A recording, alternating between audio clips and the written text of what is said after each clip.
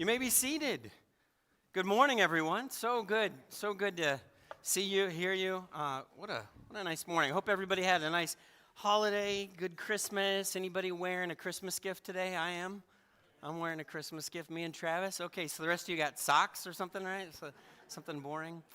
Just a couple of things before we get started. We've been making this announcement with increasing frequency, which I think is a really good sign. But every time somebody says, hey, I want to be a part of this church family, we want to make that known. We want to celebrate that. And we've been doing it all year. In fact, this will be the 32nd time we have done it this year. And we want to welcome Sam Tecca into our church family. He's placing membership officially today. Sam, we're really glad you're here. You mentioned that when coming here, you felt deeply loved, and I appreciate that. I think that probably rings true. That's been my experience as well. But I will also say you do tend to find what you're looking for, and we're so glad that you were looking for love, you were looking for Jesus, and you found it here. So we're really, really grateful that Sam's here. We've had, Sam makes 32 new members in 2024, which is pretty incredible. You're just like, where are we putting all these people? I don't know. We're figuring it out. We've had, I wrote it down. I tried to make sure I didn't miss anybody, so I apologize if I did. We've had 13 baptisms this year. Now, that number itself, you're like, well, that doesn't sound like maybe a ton. It's actually pretty good statistically compared to a lot of churches. But the thing that's kind of amazing to think about when you have 13 baptisms is that 13 people who went through this mental process of saying, I believe, I'm dedicating my life to this truth, to this reality. 13 people did that as part of our church body through our church family this year. So it was pretty incredible. Yeah, that's worth applauding for sure. Yeah. I mentioned this last week, but we baptized Jesse Friday a week ago, and I never had baptized anybody in hip waders before I came to Woodbury, and to this date, I don't know how many people I baptized. To this date, though, I have never once baptized somebody in hip waders that I didn't fill my hip waders with water and come out soaking. So it was, 0 degrees last week, and I didn't bring a change of clothes because every time I'm optimistic, I'm going to do it right this time, and every time I mess up, so I'm standing around for hours, in soaking wet clothes. Had somebody bring me a change of clothes, but it's worth it for sure. At least they're not getting baptized outside in the lakes where we're having to break through the ice. We are at the end of our year. This year, we're going to start something I think is incredibly motivating and challenging for all of us. Beginning next week, we're going to start working through a series called Closer to Jesus, where we're all going to go through the Gospels together. We're going to learn about Jesus, who he is, his character together. We've got some guides to do that you can pick up on your way out if you want. So that's going to start next week. As we wrap up this week, I just wanted to wrap up with anticipation of the coming year. What's happening this coming year? What are we looking for? And I know some of you are like, I'm just passing through. I don't really need to know what's coming at Woodbury. That's okay, because what's coming at Woodbury is probably true for everybody. We want to know Jesus better. We want to be closer to him. We've been emphasizing this idea of taking next steps. We want to take a step closer to him. And whether or not you attend Woodbury or attend somewhere else or don't attend anywhere, that is a prayer that we're praying for you as well. A couple years ago, I got a chance to travel to Mexico as part of the work that we do down at Ciudad de Ángeles. It wasn't our normal mission trip, so this was a weekend where they gathered board members together, and at the time I was serving on the board for the organization. It was in February, and they wanted to have the meeting in Cozumel, and I'm like, yes, please, let's do that. I have to go to Cozumel. I'm required as part of work to go to Cozumel. That sounds amazing. So they organized a bunch of us to stay at this one location in February, and they had gotten this amazing deal on this hotel right on the water. And this isn't normally how any of this stuff works. We don't stay at nice places. We're not there to party and vacation. I mean, the weather certainly is nice, but that's not where we spend most of the day indoors at board meetings and business meetings, and it's just not at all like you would think of it. But the accommodations they got, they said they were incredibly cheap, and they were right on the water. And we're like, yeah, sign us up. I was on the 7th floor of this room. Well, we found out why they were incredibly cheap. Right across the street, they were having a celebration in February. They were celebrating, I'm not quite sure what, but whatever they were celebrating, it was the loudest thing that I have ever heard in my life. And they started celebrating right at about 10 p.m. Right as little Patrick was getting sleepy and ready to go to bed, this party right across the street would crank up. And when I tell you it was loud, I'm not just saying, oh yeah, it was loud, you know, you had to deal with it. I'm telling you that as I'm laying in my bed with the lights off and every noise thing that I can find going, my bed is shaking with every beat. There is a party going on across the street, and I put my headphones on, I put pillows over my head, I piled blankets on, I turned fans on, turned the AC on high, turned the fan on the AC on high, turned music on, and my bed was shaking with the beat. Now, these people know how to party. And I am not exaggerating when I say it started at about 10 p.m. and it went till 4 a.m. Bed shaking all night long. Now, my experience of that party wasn't awesome. They were having a good time. I was not having a good time. I didn't try to go out to the balcony or downstairs and say, hey, you whippersnappers, you need to shut it down, you know. I was in somebody else's country. They were celebrating something that I didn't quite understand what was going on, and they were having a good time. Our experiences of that moment were very different, but it was because of what I was trying to accomplish versus what they were trying to accomplish. They were accomplishing celebration, and they were nailing it. I was trying to accomplish sleeping, and I was not doing a very good job. Turns out this is a 3-day party, and that corresponded with every night of the trip. So it was very, very interesting. Certainly not complaining, but we had different goals in mind. I think that illustrates well what we want to talk about this morning. When people interacted with Jesus, sometimes they had these amazing responses. They saw him and they were drawn to him. They wanted to be around him. They wanted to know him better. They wanted to seek his forgiveness and his acceptance. They saw something in him that they didn't experience elsewhere in the world. They saw love that they didn't always experience other places. But there was another group of people that interacted with Jesus, and it's like they were the ones trying to sleep while everybody else was partying. They were trying to accomplish a different goal, and when they came around Jesus, the response wasn't great. It was negative. And I've thought so many times in my life, if I were to have been around Jesus, which kind of person would I have been? I have thought for a long time, well, I would have been one of those that just loved and was drawn and wanted to seek Jesus and wanted to follow after him and wanted to throw away my nets and leave my boats and leave my father's business just to go and follow Jesus. But I think as I get older, I'm becoming aware that I probably wouldn't have been one of those. I probably would have seen Jesus and I would have thought, who is this guy? Who does he think he is? I would have thought I had everything sort of settled and figured out in my relationship with God, and here comes Jesus disrupting it, and I would have felt like, I don't know. I'm not sure that I get what's going on. I'm not sure I like the fact that all those people are partying. I'm a little upset about that. I think I might have been a Pharisee. I think that's the way my brain is wired to work. I hope not. I hope I'm wrong about that, but I think I might have been. Every person that interacted with Jesus had one of two reactions. There was nobody who were just like, you can kind of take him or leave him, no big deal. Everybody had one of two reactions. They either followed him, even though they were challenged, or they were, in some ways, repulsed by him. That was all you had. There's a particular story in the book of John, chapter 9, that we're going to explore. We're going to actually walk through the text. But it culminates in this verse. It actually culminates in John chapter 10, and you've heard it this morning already. But this verse is, my sheep listen to my voice. I know them, and they follow me. Because he's reacting to people that heard him, that saw him, that were trying to evaluate the things he was doing, and didn't like it. Jesus was having his Jesus thing. He was throwing a party. People were coming. People were loving it. People were repenting. People were changing their lives. But there was this group of people across the street who didn't like it at all. And he said, you know what the difference is? My sheep listen to my voice. They follow me. And so I want us to kind of ask ourselves that question this morning. I know you're thinking, well, I'm at church. I'm at church on a holiday. I'm in town visiting relatives and I came to church. I have an excuse not to be here. I'm one of the followers, but I just want us to settle for a moment and ask ourselves this question.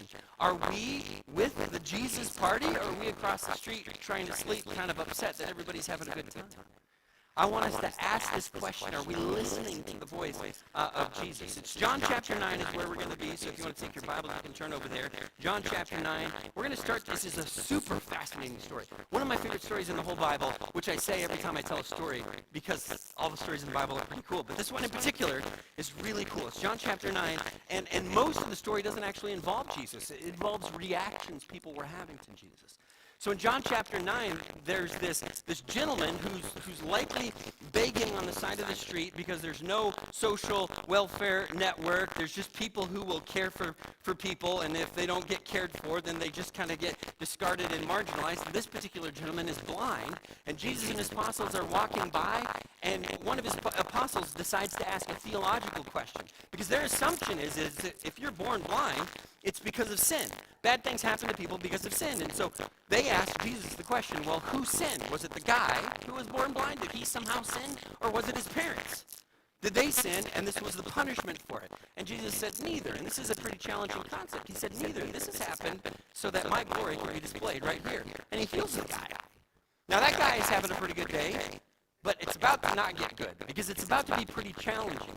So in John chapter 9, this is what he says. This is the healing part. But John chapter 9, let's see, go to the next slide if you would. John chapter 9 verse 5, it's so small. Why did I make it so small? I am the light of the world. After saying this, just imagine this. After saying this, he spit on the ground.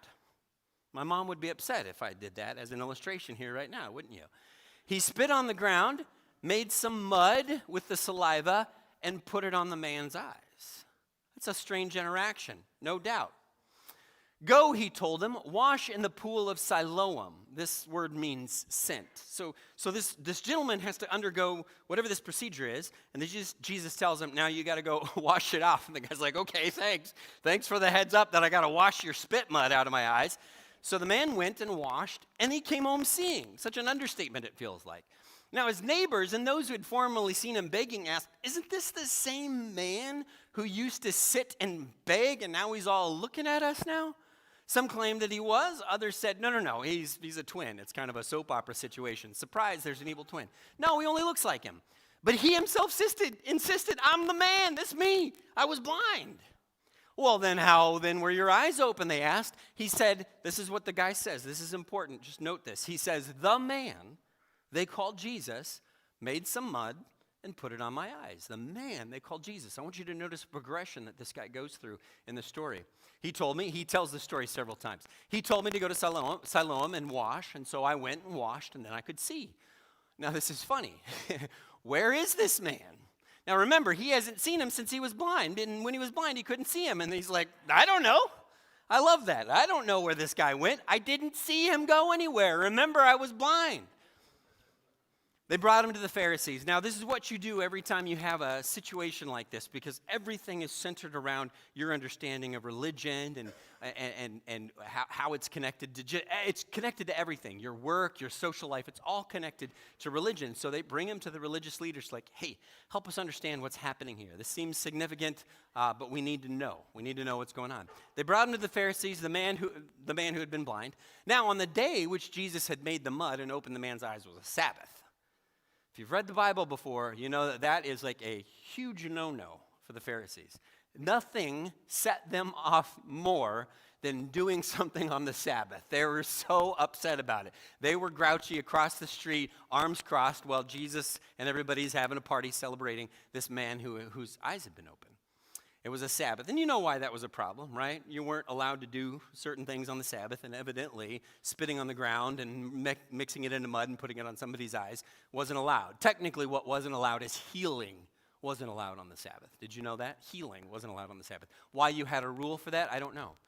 When I was I must have been 9 or 10, I broke my foot playing on a playground, broke my foot. So I'm hopping around, and my parents, they're trying to determine, as good parents do, is this legit or is he being whiny? Like, is this real or is he just being dramatic? You know how parents do that. We don't want to take him to the EIR because that's big bucks. So I think they called the doctor. I'm probably making some of this up. You can tell by my mom's face.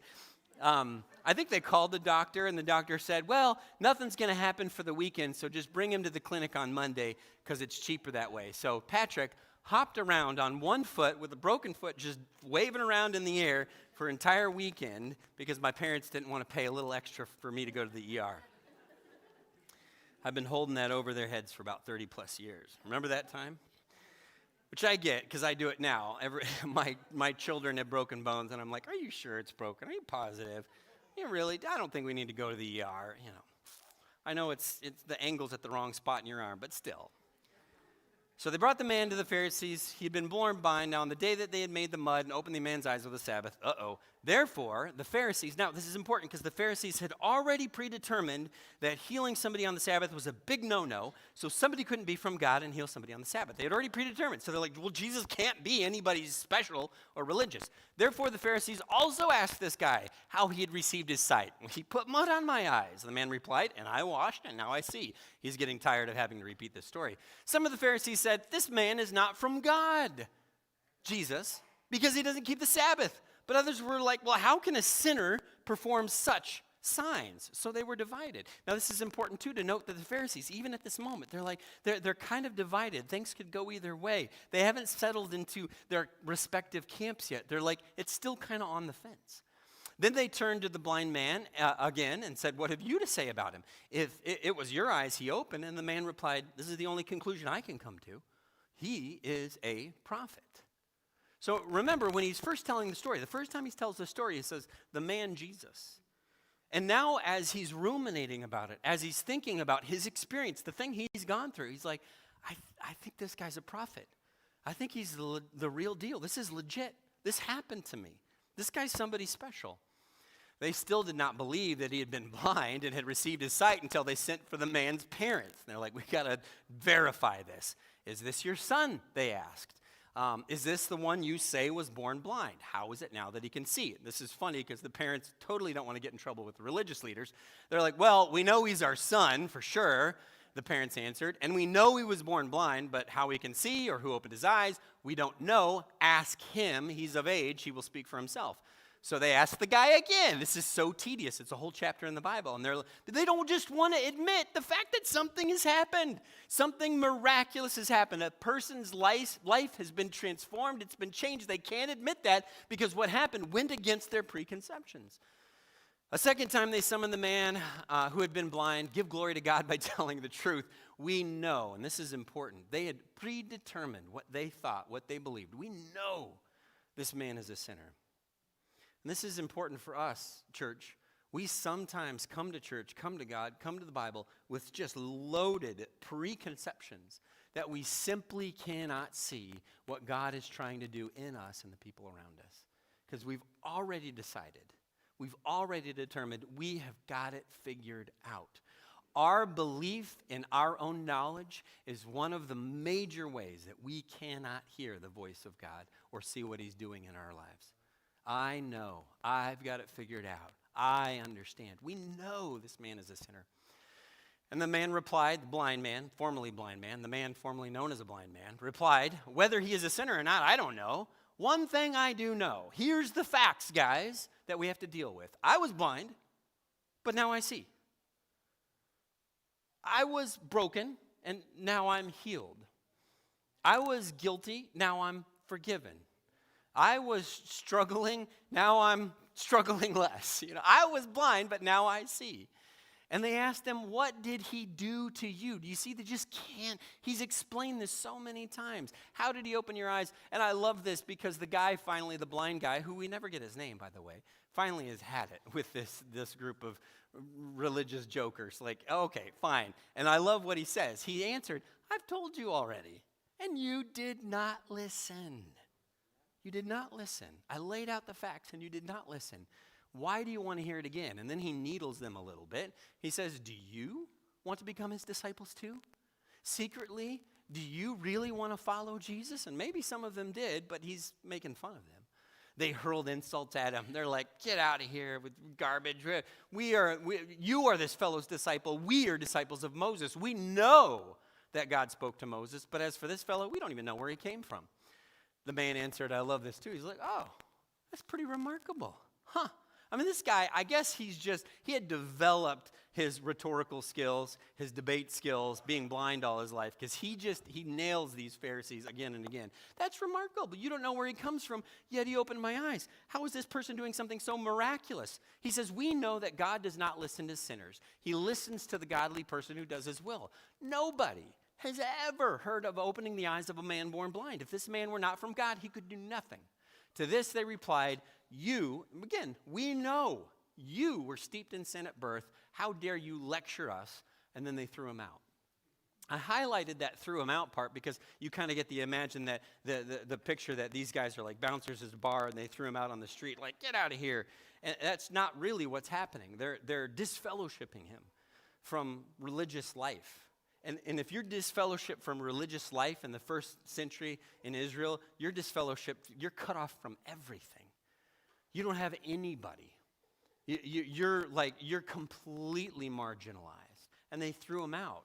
And Jesus, I love this because this is the character of Jesus. Jesus is all about love and bringing people back into the fold. When Jesus heard they had thrown him out, and when he found him, he said, do you believe in the Son of Man? And the guy's like, who is he, sir? It's interesting that phrase, Son of Man, comes from Daniel, which we studied a few months ago. The phrase actually just means like the human one. And it's just interesting that Jesus was walking around saying, do you believe in the human one? But they knew that this was somebody special. They knew that this was the Messiah. Who is he, sir? The man asked. Tell me so that I may believe in him. Jesus said, you have now seen him. In fact, he's speaking with you. And the man said, and this is the third progression. The man went from saying, the man Jesus Christ, to the prophet, and then finally he says, Lord, I believe. And he worshiped him. Imagine that moment where he's there and what that worship looked like. I don't know. It probably wasn't like ours. It probably involved bowing. Did it involve singing? I don't know. It definitely involved lavishing praise on Jesus because of what he had done.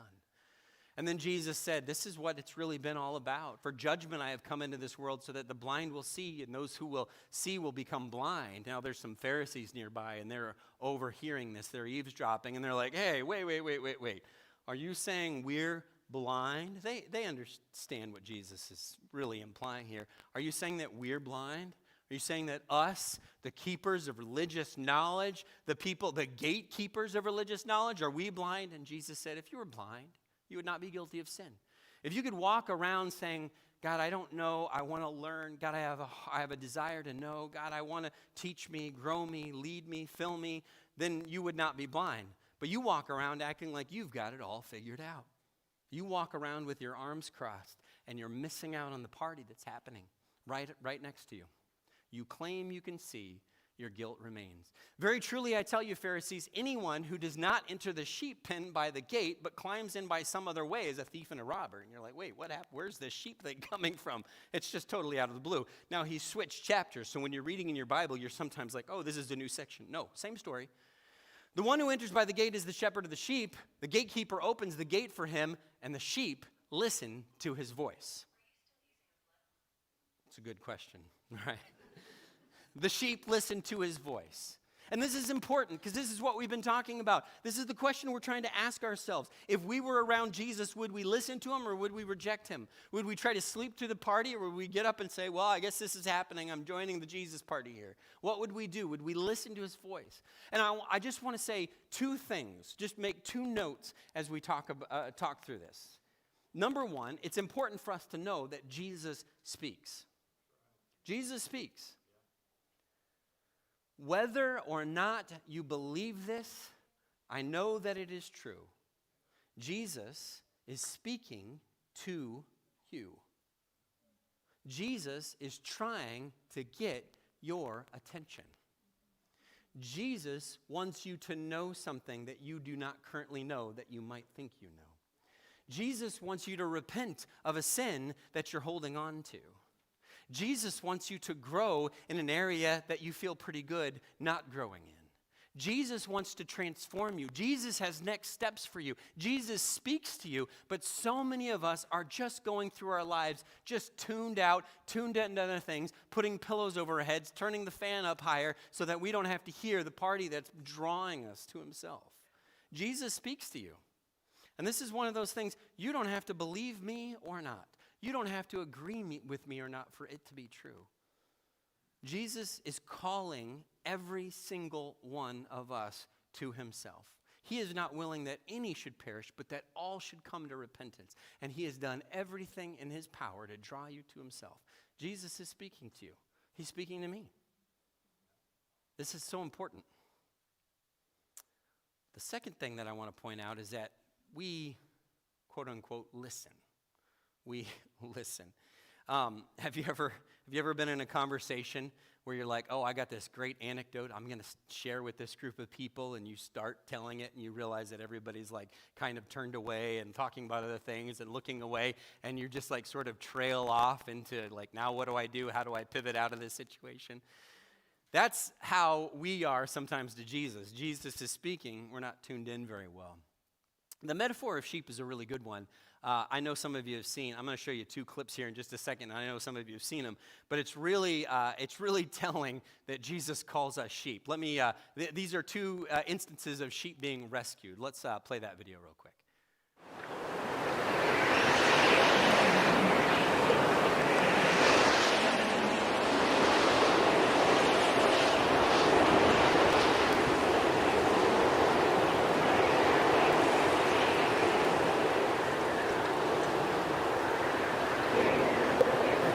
Farmer's just like, well, okay, I'm out.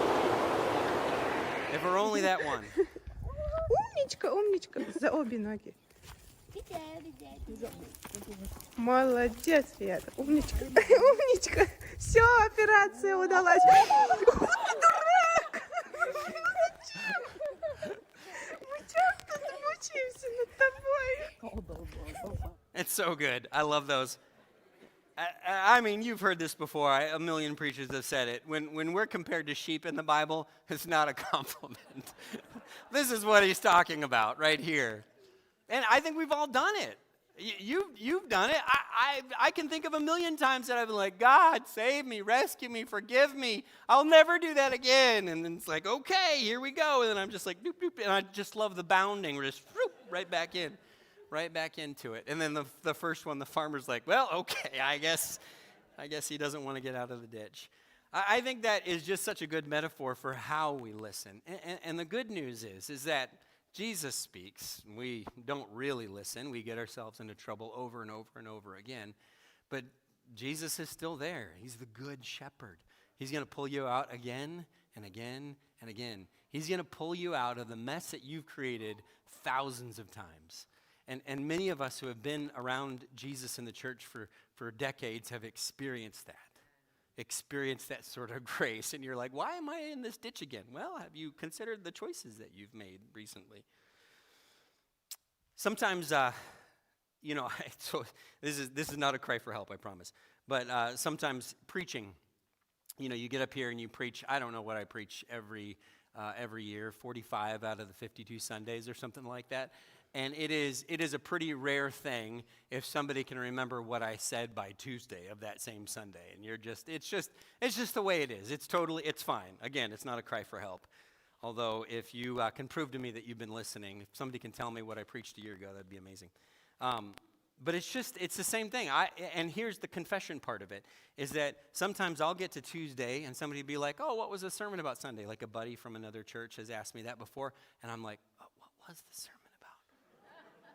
What did I talk about? I just remember it being really good. I just don't remember what I said.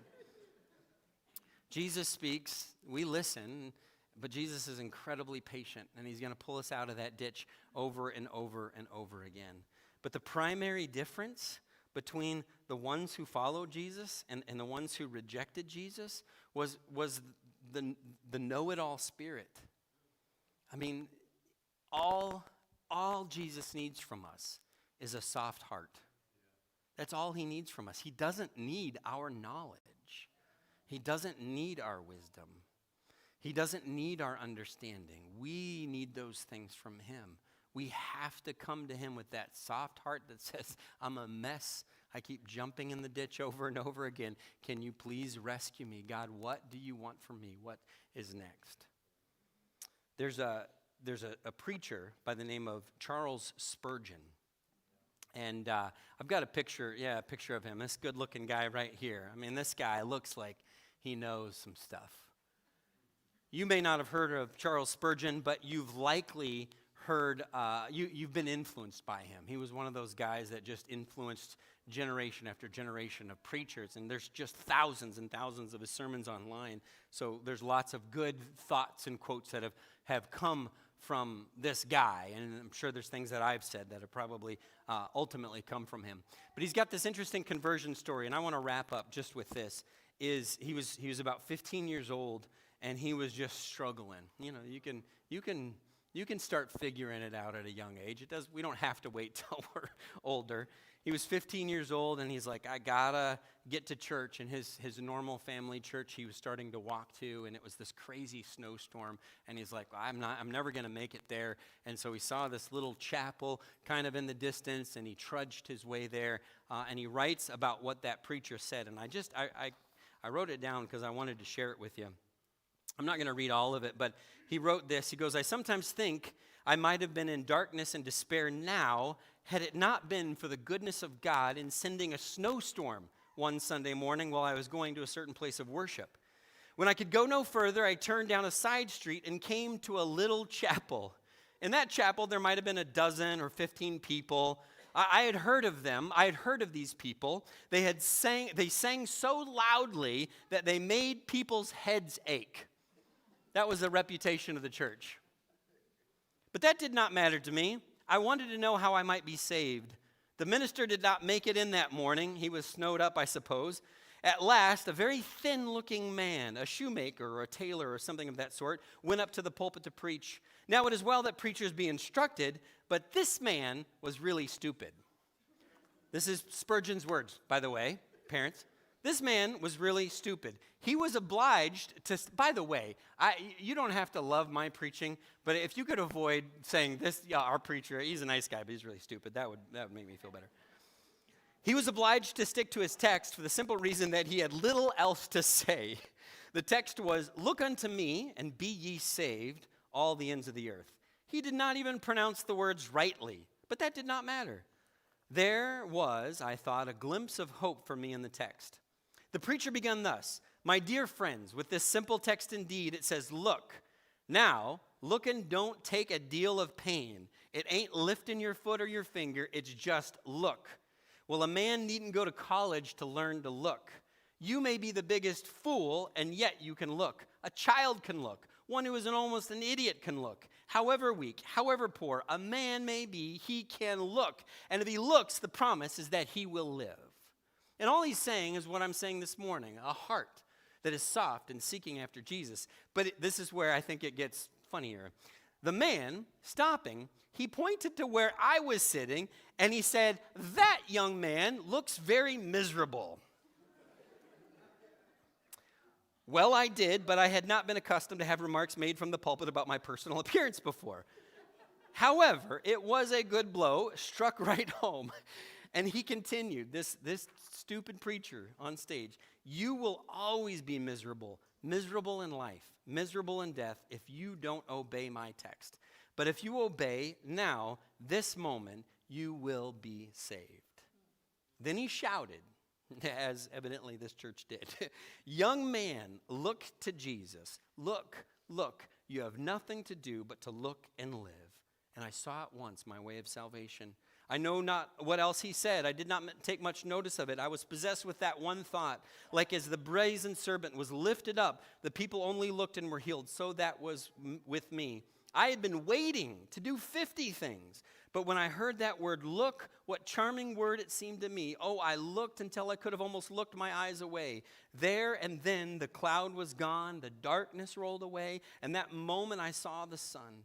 And I could have risen that instant and sung with the most enthusiastic of them of the precious blood of Christ and the simple faith which looks alone to him. Oh, that somebody had told me this before. Trust Christ and you will be saved. You know it. You've experienced it. You have friends who are dealing with it. They're just trudging through life, miserable and in darkness. Some of you feel that way too. I haven't got my life figured out.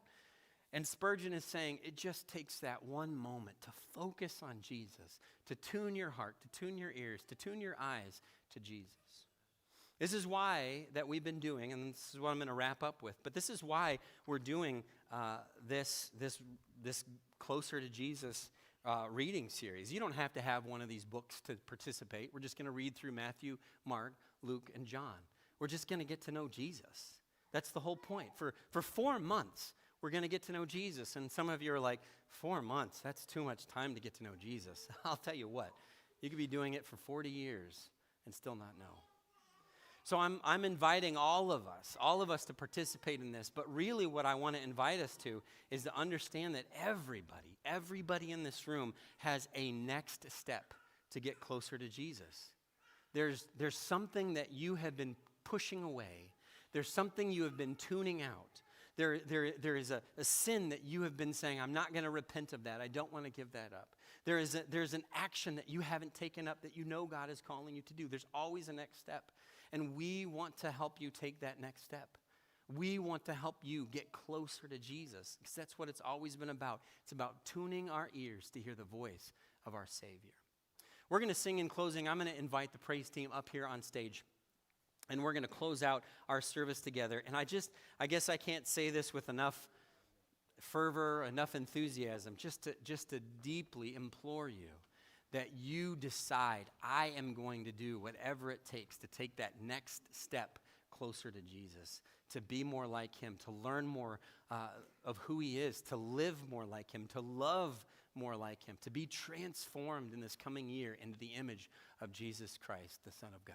Would you stand together as we close out with a song?